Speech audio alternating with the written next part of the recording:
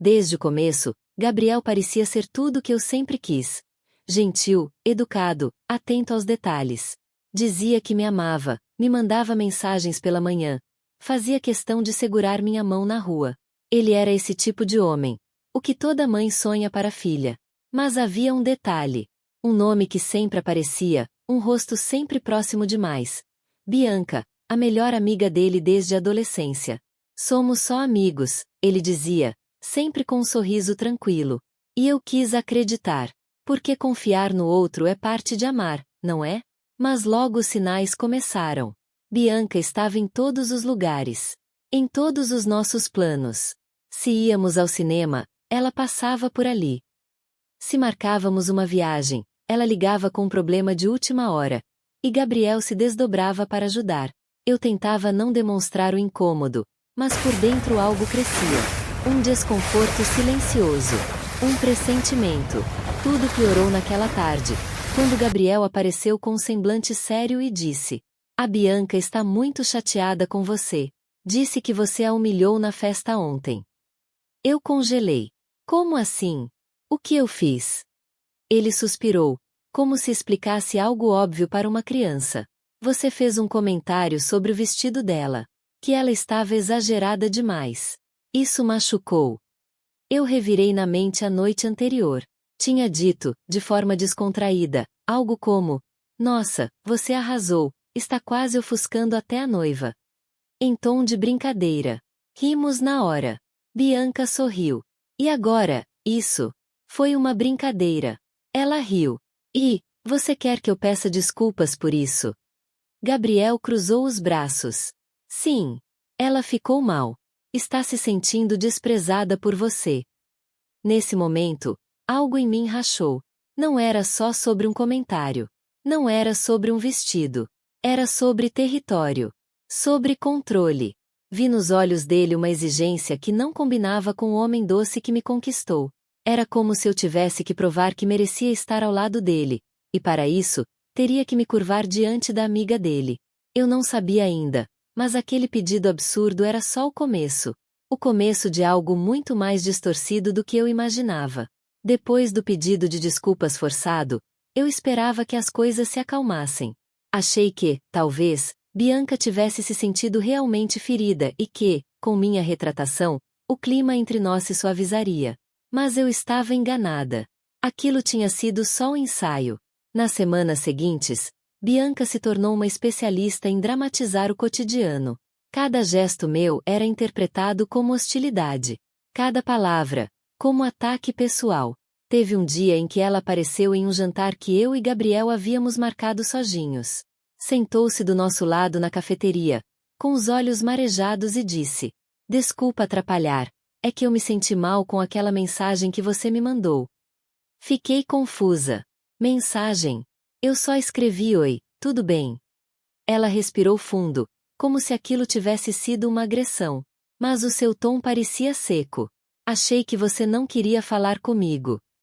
Gabriel, sem hesitar, pegou a mão dela e disse: "Ela não quis te magoar, Bi. Às vezes ela é direta, mas é o jeito dela." E se virou para mim com um olhar de advertência. Um olhar que me fazia sentir pequena, culpada, por ser eu mesma. Naquela noite, fui para casa com um nó na garganta. Não estava mais entendendo meu próprio relacionamento. Gabriel passava mais tempo defendendo a amiga do que me ouvindo. Quando eu tentava explicar como me sentia, ele dizia que eu estava imaginando coisas. "Você tá com ciúmes dela, é isso?" Ele disse uma vez. "Não é ciúmes. É limite. Eu me sinto invadida." Mas ele não compreendia. Ou fingia não compreender. Bianca, por outro lado, parecia alimentar prazer naquilo. Sempre sutil. Sempre se colocando como sensível, frágil, mal compreendida. Me fazia parecer insensível, até cruel, diante dos outros. Inventava versões de conversas, interpretava ironias que eu nunca fiz, insinuava que eu queria afastá-la. Aos poucos, eu me sentia invisível dentro da minha própria história. Minhas emoções não importavam. Minha dor era exagero. Minhas reações, temperamento difícil. Gabriel passou a me corrigir. a me analisar como se eu fosse um problema a ser tratado. Você precisa aprender a se expressar melhor. Você devia tentar se colocar no lugar dela. Mas ninguém se colocava no meu lugar. Foi aí que algo despertou em mim. Um incômodo antigo, mas agora impossível de ignorar. E se Bianca não fosse apenas uma amiga sensível?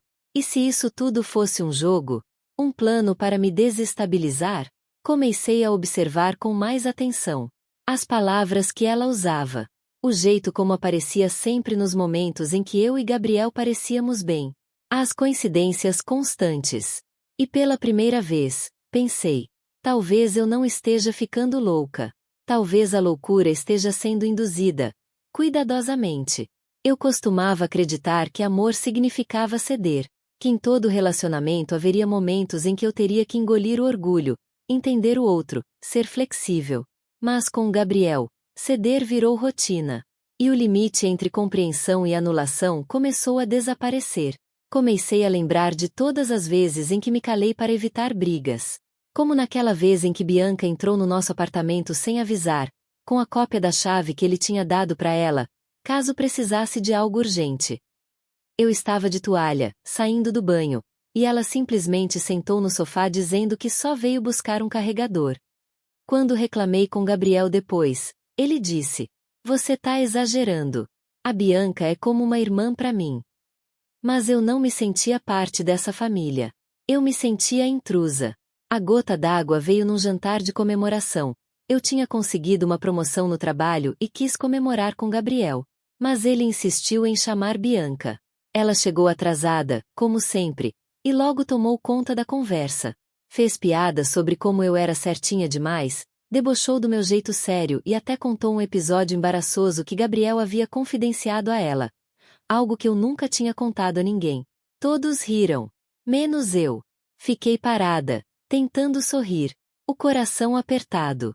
Esperei que Gabriel dissesse algo, qualquer coisa, que defendesse minha dignidade, ao menos com um olhar.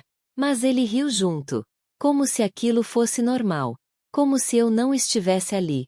Naquela noite, quando voltamos para casa, ele notou meu silêncio. Você tá estranha. Vai dizer que tá com ciúmes de novo? E foi ali que entendi. Gabriel nunca me enxergou de verdade. Ele gostava da ideia de ter uma namorada doce, tranquila, compreensiva. Uma mulher que aceitava a presença invasiva de uma melhor amiga. Mas quando eu mostrava dor, desconforto, ou tentava impor limites, virava problema. No fundo, ele só validava o que Bianca queria, que eu parecesse insegura, frágil, desnecessária. E o pior é que, de tanto tentar agradar os dois, eu já não me reconhecia. Eu media palavras. Pisava em ovos. Sorria quando queria chorar. Estava me apagando lentamente, me esvaziando para caber num espaço que nunca foi meu. Foi nessa noite que me olhei no espelho e me perguntei: é isso que você quer para sua vida? Amar alguém não deveria doer tanto. E se para ser amada eu precisava sumir? Então talvez aquilo nunca tivesse sido amor de verdade. Era hora de parar de pedir espaço. E começar a retomá-lo. Depois daquele jantar, algo em mim despertou. Uma mistura de raiva, tristeza e lucidez. Eu precisava entender. Precisava saber quem era Bianca de verdade. Por trás das lágrimas, das piadas passivo-agressivas e do olhar de quem sempre fingia inocência.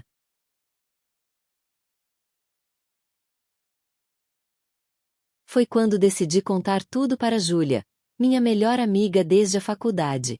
Ela me ouviu em silêncio, o rosto cada vez mais sério conforme eu relatava situações.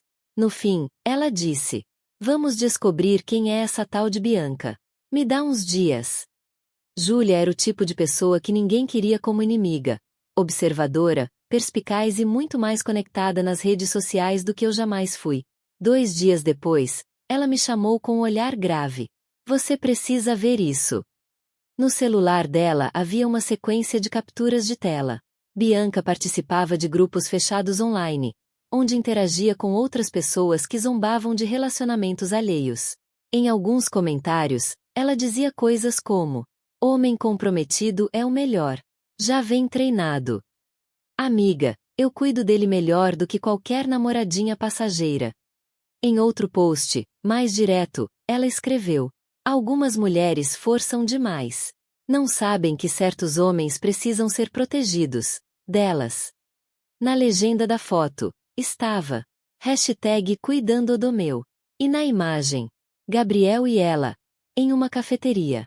A data, no mesmo dia em que ele me disse que estava em reunião. Meu estômago virou. Não era só ciúmes. Não era paranoia. Bianca queria tirar Gabriel de mim. E o fazia de forma sutil, constante, venenosa. Respirei fundo e fui até o apartamento dele. Ele me recebeu com um sorriso meio cansado, como quem não esperava a visita. Mostrei as capturas de tela sem dizer uma palavra. Gabriel olhou, folheou e suspirou. Essas coisas estão fora de contexto. Fora de contexto? Ela claramente insinua que eu sou um problema, que você precisa ser protegido de mim. E você ainda passa tempo com elas escondidas? Ele se levantou, irritado. Você tá ficando obcecada, sabia? Isso é coisa da sua cabeça. A Bianca jamais falaria mal de você. Fiquei ali, em silêncio. O homem à minha frente não era cego. Ele era cúmplice. Foi ali que tive certeza. Eu estava sozinha nesse relacionamento. E mais do que isso, eu era a única lutando por ele. Mas a luta que restava era por mim mesma. Fiquei sentada no banco daquela praça por quase 1 hora. O celular pesava no bolso como se fosse feito de chumbo. Eu podia ligar. Podia mandar mais mensagens. Podia implorar, como já fiz antes. Mas algo em mim havia mudado. Naquela noite, pela primeira vez, eu me coloquei em primeiro lugar. Cheguei em casa decidida. Peguei uma folha de papel e uma caneta. Não queria mandar um texto frio. Queria que ele sentisse o peso de cada palavra escrita à mão. Que, um dia, se tivesse coragem de reler, soubesse exatamente onde ele me perdeu. Gabriel, eu amei você. De verdade. Amei seu jeito leve, seu sorriso, seus planos para o futuro. Mas aos poucos, percebi que estava amando por dois. Quando você escolheu não me escutar, eu entendi. Quando preferiu proteger quem me machucava, eu aceitei. Mas hoje, eu escolho a mim. Quem ama, protege. Mas quem ama de verdade, não anula o outro. Você não me traiu com beijos ou mentiras. Você me traiu com omissão. Eu não quero mais viver um amor onde tenho que implorar por respeito. Adeus. Meu nome. Dobrei a carta com cuidado. Deixei em cima da mesa da sala dele, junto com a chave do apartamento. Saí sem fazer barulho. Como quem se despede de um lugar que já não pertence mais. No elevador, senti o peso da dor, sim. Do luto. De deixar para trás alguém que ainda amava. Mas também senti algo novo. Alívio. Pela primeira vez, não era ele me deixando em dúvida. Era eu encerrando o ciclo. Naquela noite, dormi sozinha. Mas não me senti solitária. Me senti inteira. E pela primeira vez em muito tempo, livre. Nos dias seguintes, meu celular não parava. Chamadas perdidas de Gabriel. Mensagens longas. Áudios confusos de Bianca. Entre pedidos de desculpa e justificativas vazias. Mas eu não respondi. Nenhuma palavra. Porque aprendi que o silêncio também é resposta. No começo, foi difícil. Meus dedos coçavam para responder, para gritar, para dizer tudo o que estava preso na garganta. Mas não.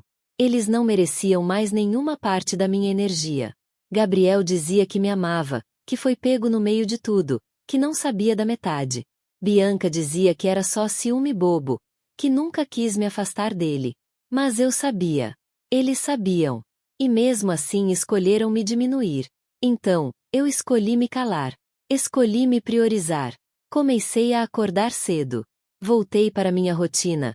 Reencontrei uma versão de mim que estava esquecida. Aos poucos, me vi no espelho e gostei do que vi, não pela aparência, mas pelo brilho de alguém que sobreviveu. Marquei terapia.